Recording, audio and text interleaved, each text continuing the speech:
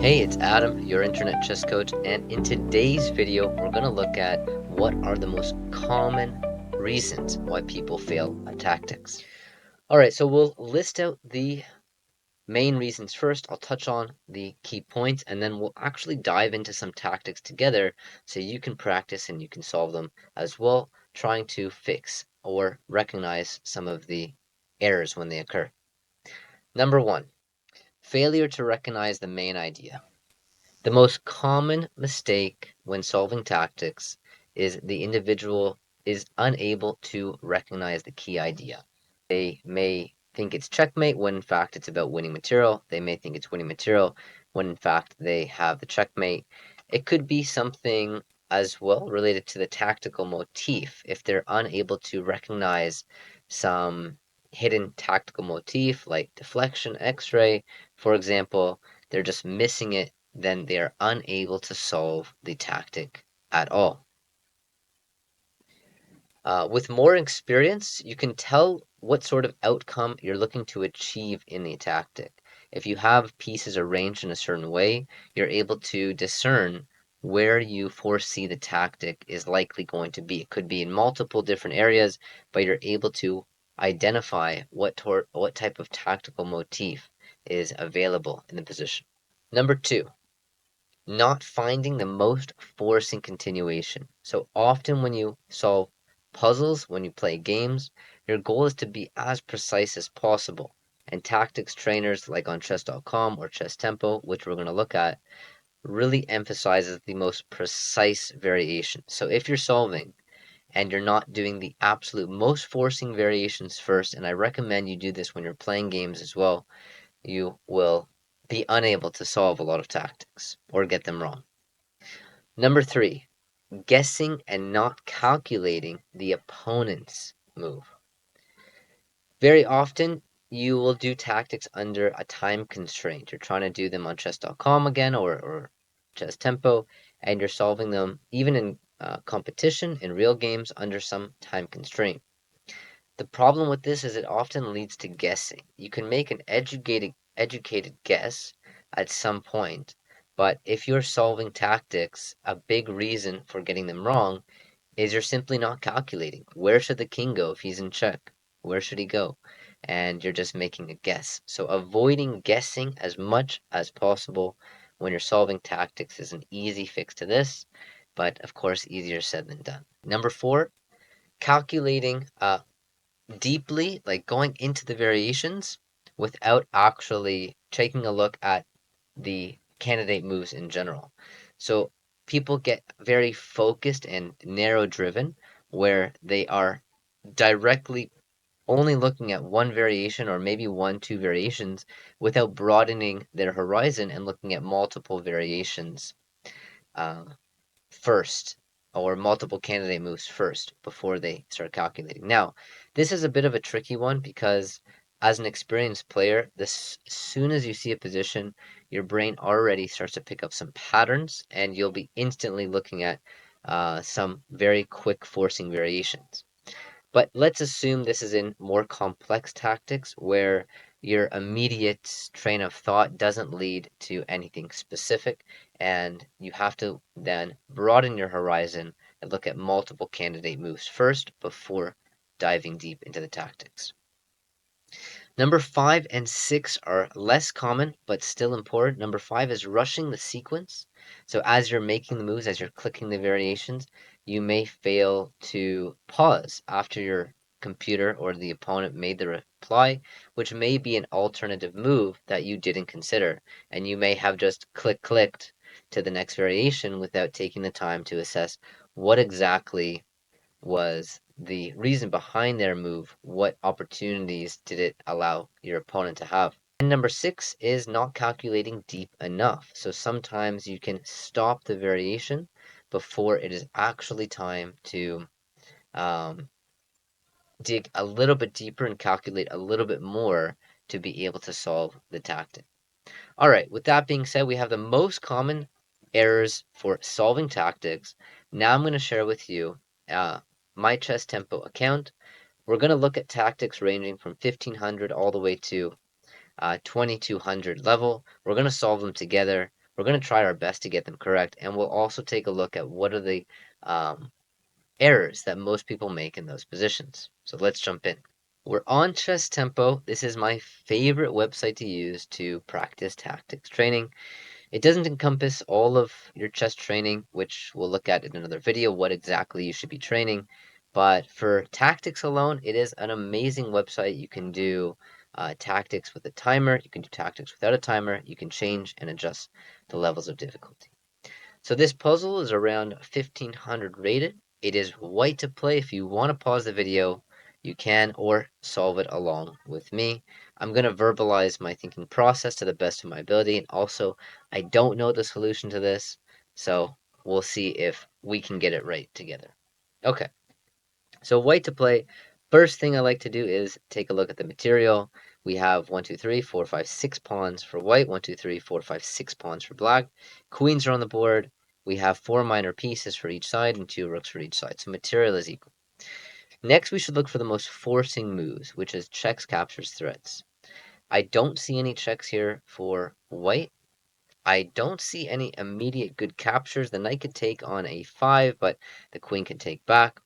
So this doesn't seem reasonable, which leads us to creating some threats. Now what stands out is that the queen is loose on the open file. The knight is also very loose on e7, and we can create a threat with either rook to c1 attacking the queen, bishop to b6 attacking the queen, or pawn d6 attacking the queen and the knight at the same time. That's the first things that come to mind. So I'm going to say that my intuition is going to lead me to start calculating those moves, but I'll also take another moment just to consider what else is possible in the position. Another idea, just looking a little bit further, is this move bishop c5, and the knight and the rook are lined up. So bishop c5 hits the knight and the rook. Okay, now I have to use my intuition as to which calculation and variation I want to try first. The first thing that comes to mind is pawn d6. It is the biggest threat in the position, attacking the queen, attacking the knight. The queen is forced to take, and then the move bishop c5 hits the queen, hits the knight, and hits the rook. The queen has to move. Queen can't go to e6. We take it. So bishop c5 at the end looks like the best move. I'm going to put it on the board. I believe it's correct. And the first move was played. Queen takes d6. Bishop c5. Queen back to c7, and I have the move rook c1 preparing to take on e7, which is definitely possible and something to consider. But after rook c1, maybe they can go queen d8. And notice how I took a little bit more time here just to see how the position changed. I didn't calculate queen c7 at the end of this line. So if your opponent ever makes a move or the computer makes a move that you didn't calculate, just take a moment to reassess if you have anything better in the position than your uh, initial idea. Okay, so bishop takes, wins material, and this is correct. You can see the puzzle rating here. It is 1500 on the dot, and I'm going to take a look over here at the most common mistakes. It's a little bit off on the screen, but let's see if we can adjust it a bit here. So the most common error was the move bishop c5, and it was 3,800 times, roughly, played by players of a 1500 rated standard tactic level and 1730. What this means, standard tactic level, is that on this website, Chess Tempo, you have the option of using standard tactics, which the timer is there, but it doesn't factor into your score, or the blitz tactic where you have to solve it under a certain time frame. So mostly I'm just looking at standard tactics, which is independent of the time. So the most common mistake was bishop c5.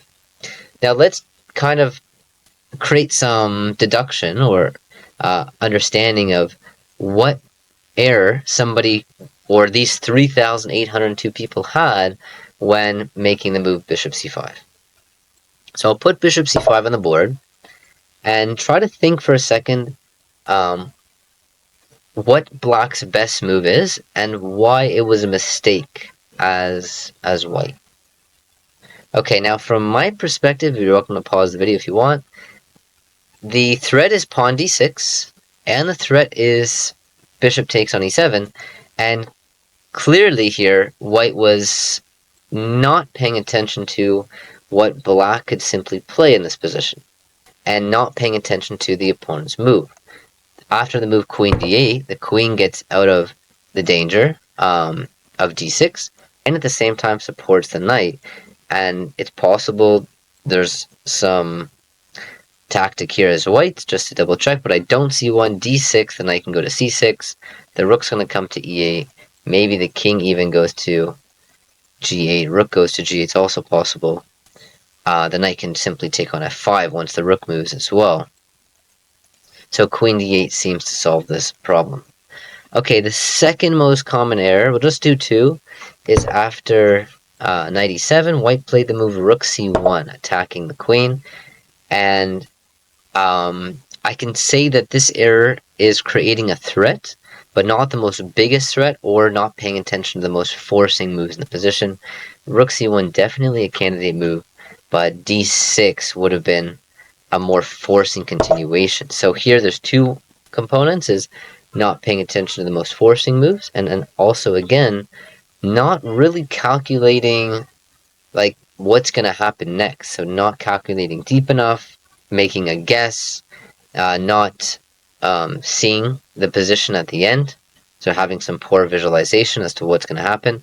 I assume that they thought queen d6 was going to be played, at which point bishop c5 wins. But then again, they don't have to do that. In this case, the queen can even go to b8 here. The knight's not under attack, so they can go to b8. They can also go to d8 as well. All right, let's turn our attention to a higher level tactic. All right, we are looking at a 1800 level tactic. If you like, pause the video and try your best to solve it. It is black to play, and the goal of a tactic is to win material or checkmate the opponent.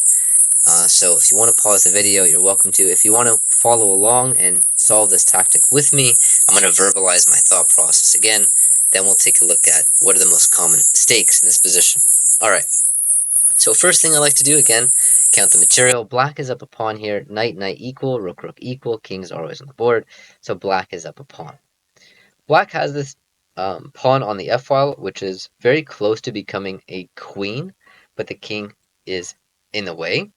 The most forcing moves here are rook h1 check, rook to f3 check, knight to e3 check, and knight to h2 check. There's no immediate captures in the position, and there are some potential threats, like pawn to f3, and there's even a threat that the king and rook are on a position with a potential fork. Okay, so with that being said, I'm now going to go into my calculation and try to find the correct solution. The first move that comes to mind to me is rook to h1 check, forcing the king to the e2 square. Now the most forcing move that I see is pawn to f3 check, forking the knight and the king. The king has to take if you don't want to lose the material, and then at the end there's this move knight to e5, attacking the king on f3 and attacking the rook on c4. So that wins material. That's the move I would play if it was a blitz tactic, if I was under time constraints. That would be my move. However, it's a standard tactic and I have time, so I might as well look for something better. Okay, pawn to f3 immediately, hangs the knight on g4, I'm gonna eliminate that. Knight to e3 check, knight takes, pawn takes, or rook takes. Doesn't seem to lead anywhere. We still are up a pawn there, but I don't think it is a winning position from a tactical point of view. It's still playable. Black is still better there. What else did I say? Rook f3 check. What would they do? They'll probably go king to e1 or king to g1.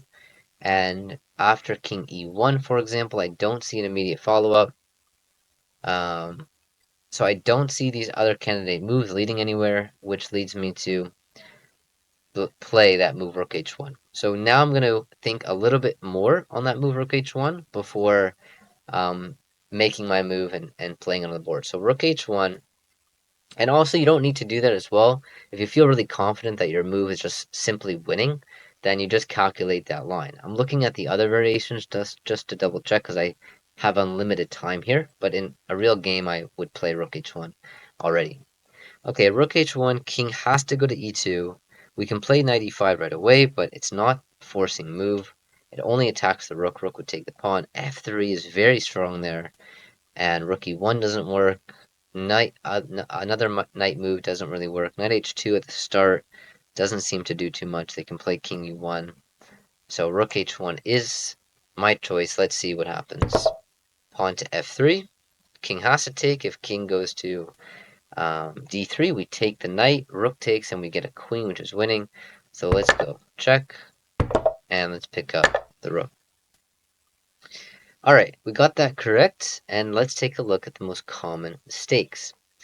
So in this position, the most common mistake at the start was the move pawn to f3. Pawn to f3.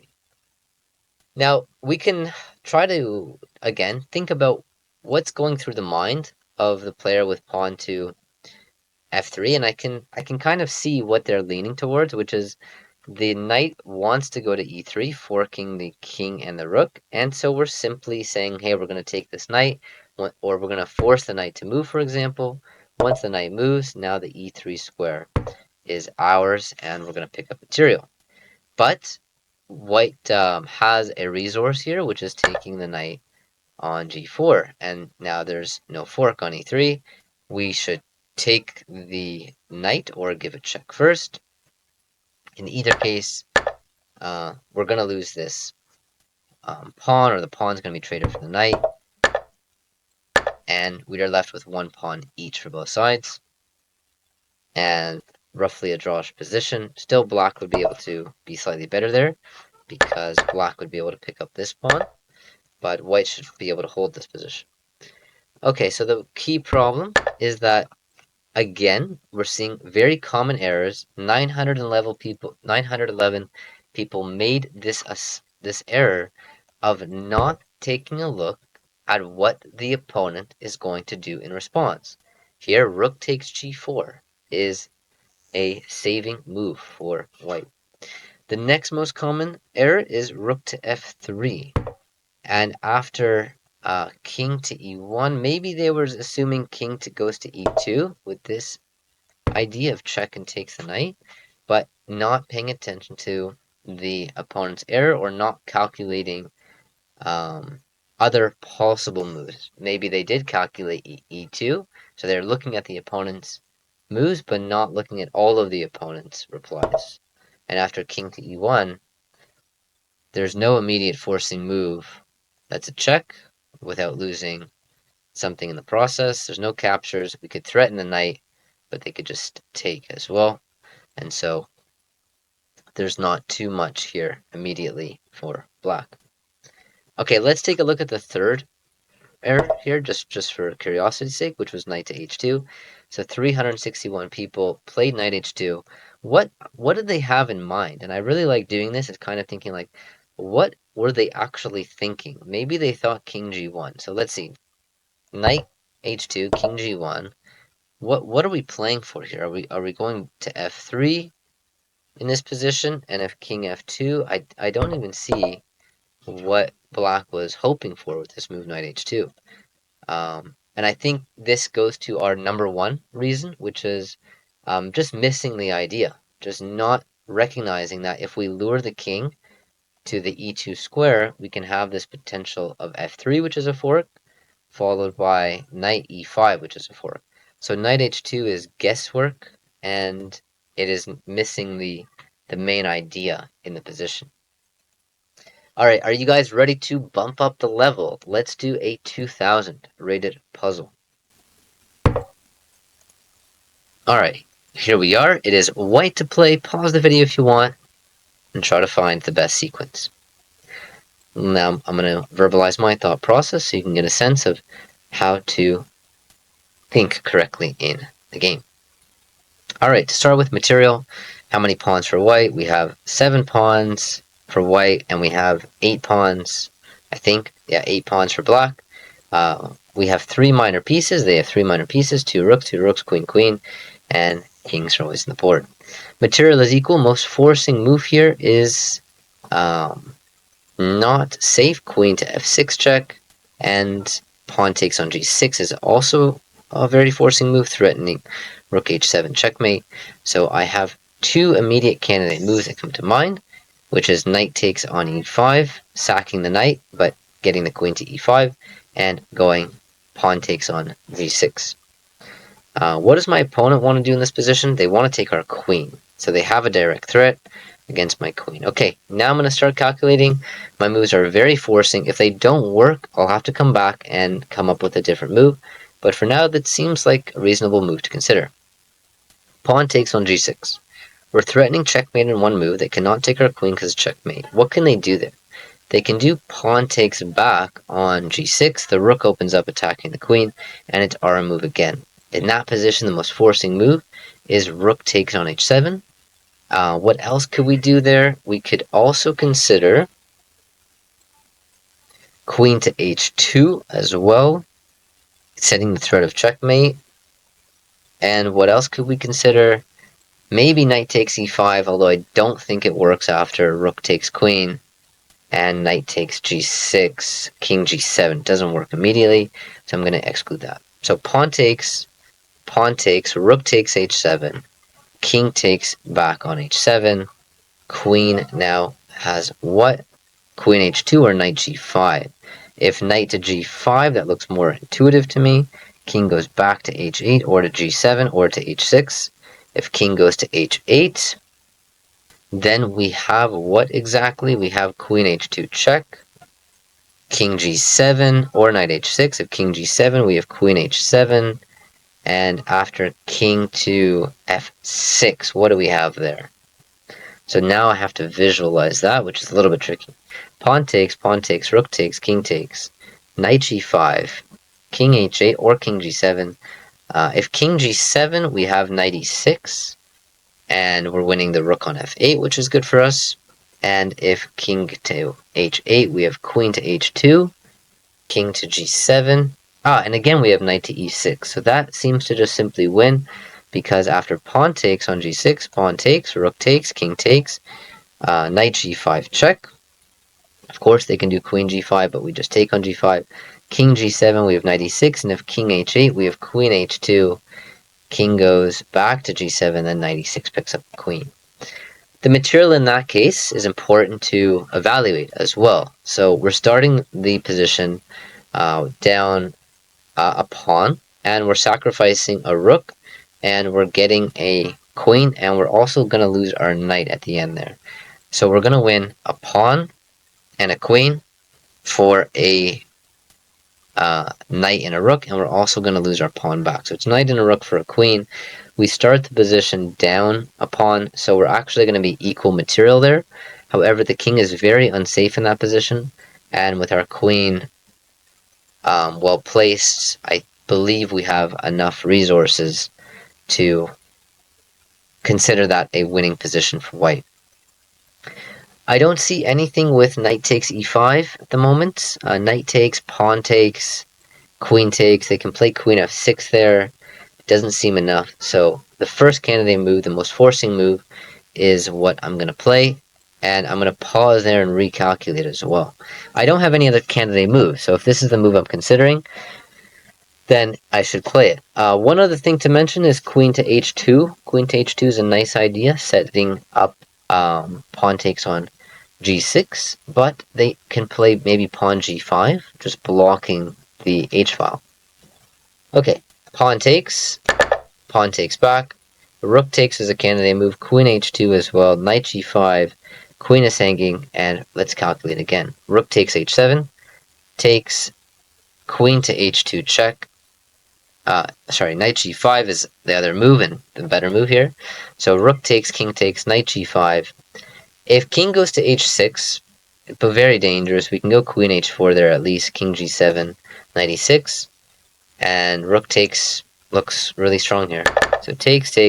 I think they have to sack the queen immediately. Queen takes, then we take back, and if king g7, we have knight e6. Okay, they take right away, we take back. So we got this correct. If king g7, Knight e6 looks really, really strong here. And the question is, do we take the queen? We don't take the queen. Do we go queen h2 and then take the queen? Or do we take the knight with take the rook with a check as well? And this is something I just thought queen h2 and takes is good enough. But now looking again, I think knight takes is even better. But let's see. So knight takes. If king g7, knight e6. If knight takes, king to h8. We have again queen h2. We're already up material, I think. It's actually kind of tricky. So if queen h2, king h8, we take. Sorry, we take first. Slow down a bit. King to h8, queen h2. Okay, we always have this knight e6 at the end. But let's say we didn't. The material count is really important to assess at the end. So we have 6 pawns versus 1, 2, 3, 4, 5, 6 pawns. Pawns are equal. 3 minor pieces. 3 minor pieces, a rook, rook, queen, queen. So we don't have enough material to say it's a winning position, but the king is super weak, and I actually needed to go a little bit deeper there. So it was an error, and a reason that I could have potentially gotten this puzzle wrong, which is just thinking that we could pause the variation here and say that white is winning. Now I thought white was just winning after queen h2 and taking the queen. I thought this was a winning position, and in terms of material, we have 1, 2, 3, 4, 5, 6 pawns, 2 minor pieces, 2 minor pieces, plus let's evaluate rook and bishop versus queen, rook in the corner versus rook is equal. So white is up material, the king is weak, so it should be enough to say this is a better position, but to make sure it's a winning position, we'd have to calculate exactly why it's winning. So queen to h4 threatens queen e7, which means rook to e8 has to be played. Then we can castle, bring the rook to the h-file.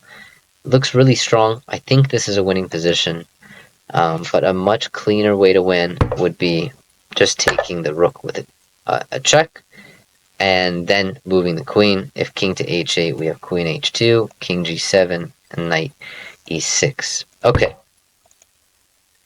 let's take a look at the most common mistake at the 2000 level. The main move here is knight takes e5. Now I want you to think about what was the error with this move knight takes e5. How far do you think ahead white was calculating? What exactly was white calculating here? Players of the 1900 level made this mistake 282 times. The most common move that we'd have to consider is pawn takes on e5. Now, I think they were considering pawn takes or queen takes. So if queen takes, I don't see the point in this. Queen f6. Maybe now they consider takes, but at least pawn takes back is a defensive move. And if pawn takes on g6 right away, again takes. So it's possible they had this sacrifice in mind, but the king can always move to g7. So I think this move was very, very tempting for players to make, and they got tempted into making this move, maybe thinking that the opponent was going to take back, and then what exactly was white planning? Maybe just takes the queen, and then the rook is checkmate. So white made an assumption here that after takes, then white wouldn't have black wouldn't have the option of not taking the queen. They could just simply take back on g6. But in white's mind, the reason they may have made this mistake very often is not looking at what the opponent's reply can be here, and then not calculating deep enough as well. And I think they saw the right idea. I don't think they missed the key idea in this position. I think they found the key idea, which was the open h-file and the potential of rook on h7. But interesting, that's the most common error. Okay, knight g5, really interesting. That's the second most common error. And knight g5, maybe just missing that the pawn can take the queen, so not identifying the opponent's moves. But maybe this even wins for white if we calculate a little bit further. So takes threatens checkmate. They have pawn to h6, and if we take, black is up material. Black is just winning. If rook here takes, we have king g7. So what I'm trying to figure out what they're hoping for here. Maybe knight takes, but it's not even a threat of checkmate. They can even just give the rook away. They don't have to take and allow this, which is probably fine here. I think they actually can. Takes. E5, they have king g7. No, they don't because of rook h7. But I don't even think that they have to allow this. They can go knight h6 in this position, giving away the rook. They can also just go king g7, which looks fine as well. Up a queen, so why not just be a material. So knight g5, I think they were missing the fact that the queen is hanging, and they were hoping for like knight takes f7 or pawn takes on g6. Okay, now the other error, which was made by players of 2350 caliber, was the move queen to h2, setting up the threat of checkmate on the h-file, and I think the response to this by black could be the move pawn g5, just completely blocking the possibility of the h-file opening up. The queen defends g5, knight's attacking g5. All right, let's do one more. Let's see if we can do a 2200 level puzzle. All right, puzzle is ready. It is white to play. Try to solve it if you'd like, and let's work on it together. Okay, material. We have 5 pawns for white, 5 pawns for black, 2 rooks, queen, queen, and they are up a bishop. So we're starting the position down a piece, which means we're going to need to win a lot of material here or checkmate the black king. So I have this idea in mind that we're going to be able to pick up a full rook, or we're going to win their queen, or we're going to give checkmate. Now the king is wide open. Candidate move is rook to e6. Another candidate move is rook to e4. Another candidate move is rook to e3. Another candidate move is rook to e1. All taking advantage of the fact that this rook is in a huge pin on this diagonal. Additional moves to consider are these pawns are really well advanced, but I don't see how they could become a queen at the moment or create some threats. So now I have my candidate moves. I'm going to start calculating, and I'll start with rook to e4. We're threatening a full piece. They can not take on g3 because queen takes g3. If rook to e4, they have bishop takes on f4. They can't move this rook. They have what defensive move to defend the rook on d4? Maybe queen d7 there, defending the rook. But then after rook on d1, we're adding firepower to the rook, and it looks like we're going to pick up the rook there on d4. So rook to e4, queen d7, rook d1, maybe king f7, we pick up the rook and we're up material, looks good. If rook to e4, maybe king to f7, just getting out of the pin because the g3 pawn's a little bit weak there. So rook to e4, king to f7. Again, I'm looking at other candidate moves. We have rook to e7 instead of taking the rook, but we should look at rook takes rook. So rook e4, king f7, rook takes d4, rook takes d4, queen takes d4. They have queen takes on g3 check there, and after king to f1, they have at least bishop takes on f4. They have queen f3. They have queen h3. There's a lot of potential there. We are up material, but it's also risky. We're giving away that g3 pawn where maybe I can look at my other candidate move and not give away the pawn on g3. So my other move is rook to d1, and we are still keeping eye on the pawn on g3. Okay, if rook d1, if king f7, same variation. We have rook takes, and we're just simply at material. If rook d1, queen g3, we take it. If rook d1, bishop takes on f4 is also possible. Bishop takes on f4. We could just take on d4 there, and we can also go pawn takes on f4. So two candidates there. If rook d1, bishop takes, rook takes, bishop takes on e3 with a check is a bit annoying. Takes, and material is in favor of black by 1 pawn there.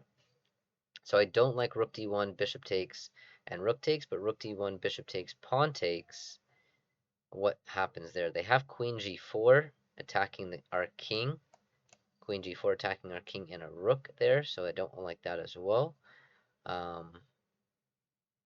Okay, rook e4. What about rook d3?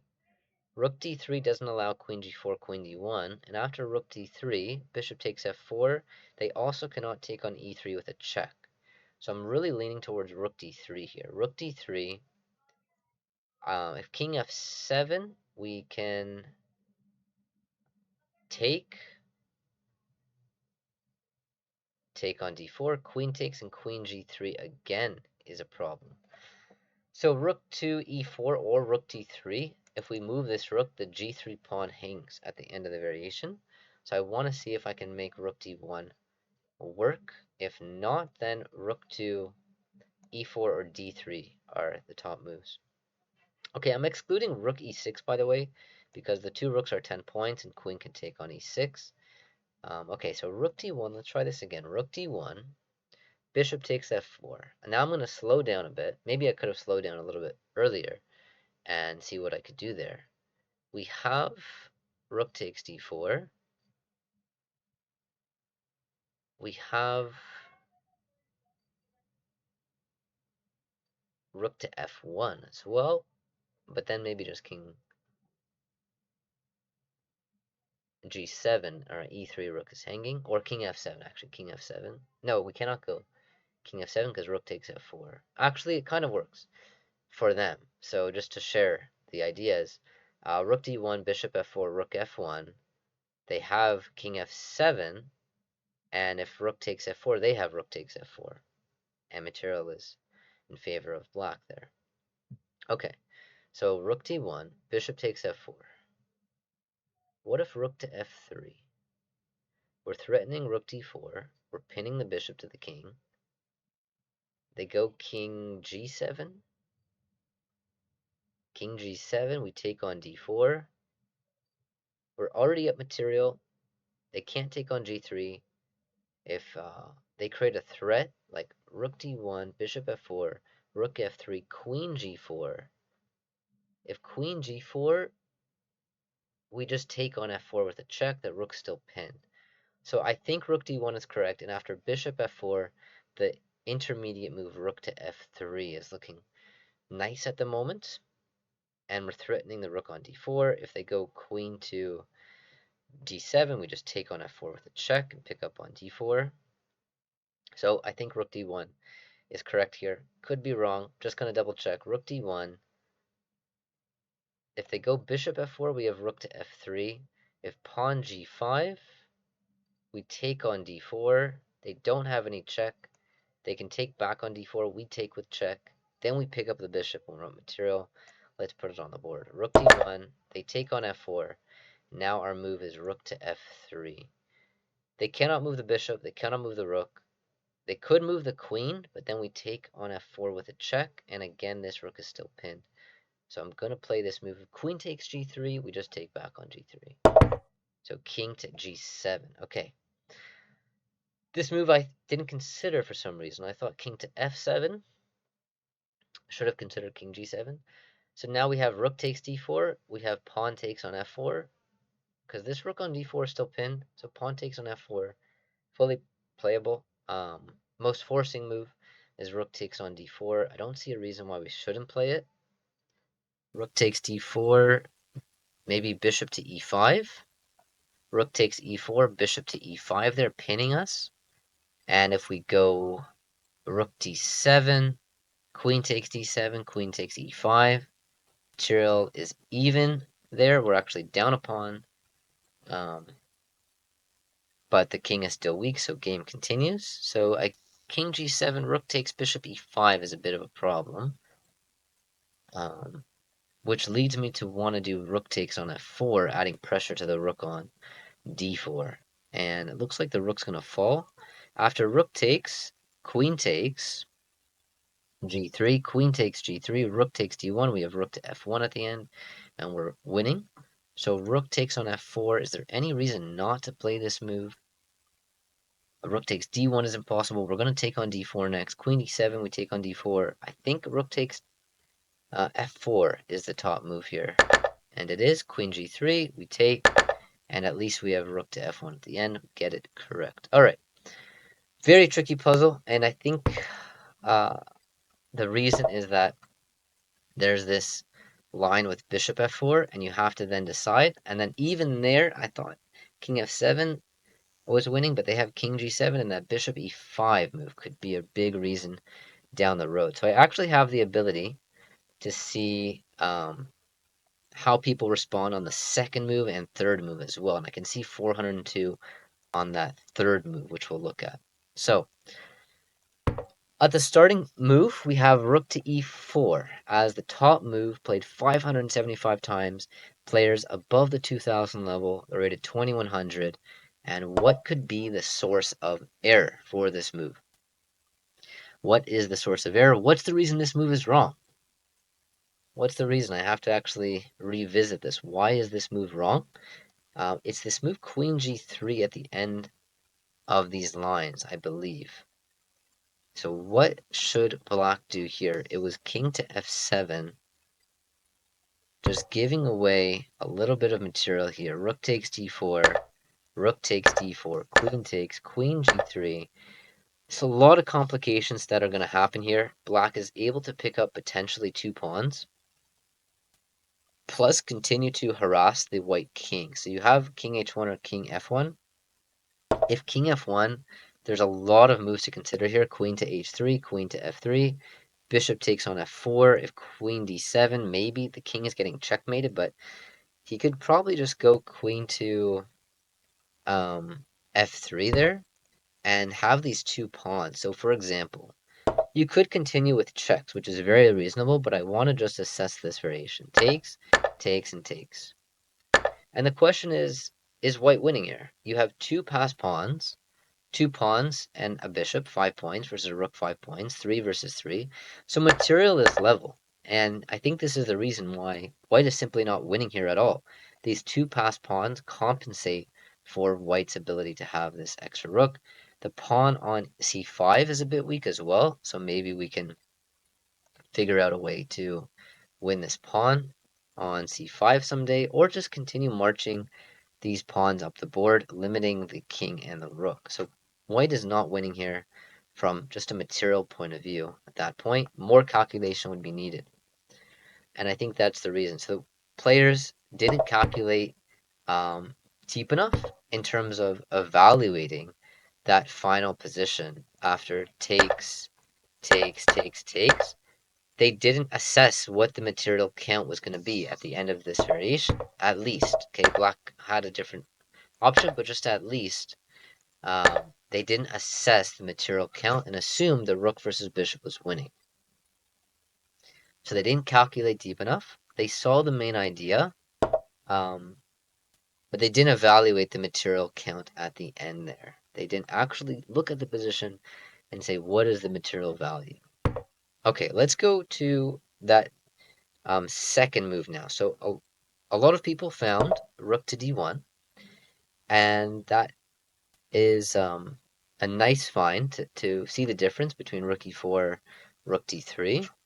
And after rook d1 takes, the most common move is rook takes d4 and pawn takes on f4. So 2 sources of errors here. Where do they come from? Rook takes on d4, I guarantee that the reason they thought this was winning is they did not see that this bishop can hit with a check. So you're threatening the bishop, you're threatening the rook, and your queen's opening up attacking the king at the same time. I guarantee the reason is they did not properly see what the opponent's move could possibly be. And they're not looking for the opponent's most forcing moves here. Just take, and you could take, and the king is weak. We're in check at the moment, so okay, white has some play here, but black is up a pawn, and white king is just as weak as the black king. Okay, another move was pawn takes on f4. This was also like a very reasonable move to consider. Pawn takes on f4. They again didn't consider the most forcing move here, which is queen takes on e3. Queen takes on a3, just simple enough, winning 2 rooks for the queen. And they also didn't consider queen g4. So again, missing what the opponent can do. And also, I kind of feel like after takes, a lot of people just, you know, just took back, like making this quick move, just take back. These ratings are very high for blitz rating, and so just takes back, we're up material, this is pinned, we're attacking the queen, just not taking the time to, take the time to look for the opponent's forcing moves. All right, and this leads us to our solution, which is rook d1 takes, and nice move rook f3 and king g7. The number of mistakes actually don't stop here. The final move is rook takes on d4 is the final mistake here, which is interesting. So rook takes on d4. They miss bishop e5. You can see a common theme at the reason why mistakes occur in tactics. And I hope this video illustrates to you how you can improve your tactical ability by paying attention to what your opponent's going to do in response, just taking a moment to consider what forcing moves they could play, what can they do in the position to create some chaos. White clearly missed this move, bishop to e5 here. And the top move, the best move again. What was it again? Yeah, rook takes on f4. Yeah, rook takes on f4. And we're adding pressure. They cannot take on g3. And we are winning this position. Alright guys, hope you enjoyed today's video. This is the most common mistakes in tactics. If you want to improve your tactics, you're welcome to do so on this free-to-use websites, Chess Tempo. If you want a more tailored approach to solving and you want puzzles of specific levels, take a look at the link below and you'll get access to our academy and our course. Stay tuned for more videos.